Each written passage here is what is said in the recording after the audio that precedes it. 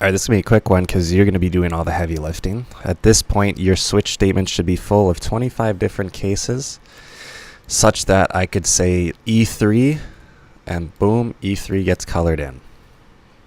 Now, what you can do is you can click this little minimize button, so you can hide that switch statement, because we're not going to need it anymore, and it's just too much scrolling.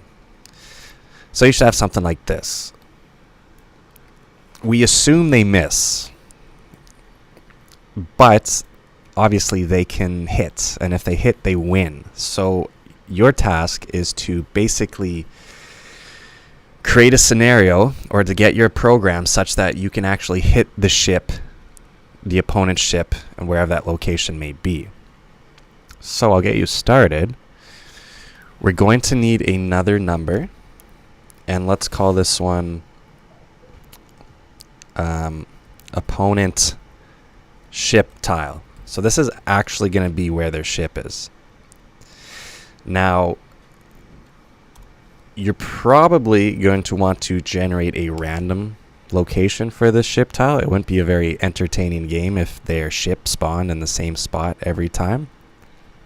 But for testing purposes, maybe you just want to put it at tile 10 right now. Okay? And if you leave it at tile 10, you know exactly where it's going to spawn. It's going to spawn at C0. However, you're not going to want it to be at 10 after you've got your code working. So, what are we going to do if we win at this point? Well, you're going to need an if statement to check if we've won. So that's on you. And let's make a win function. Let's keep our code nice and organized. So if we've won, just change the background color of that tile to be green at this point. Okay? Let's keep it simple. So you're responsible to come up with this.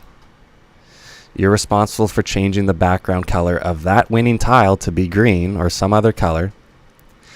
And once you've got all that figured out, you're responsible for making this a random number, such that it's not spawning in the same location every time. So not much code for you to type, but definitely a pivotal thing to include in our game. So you're on your own for that. I'm leaving you.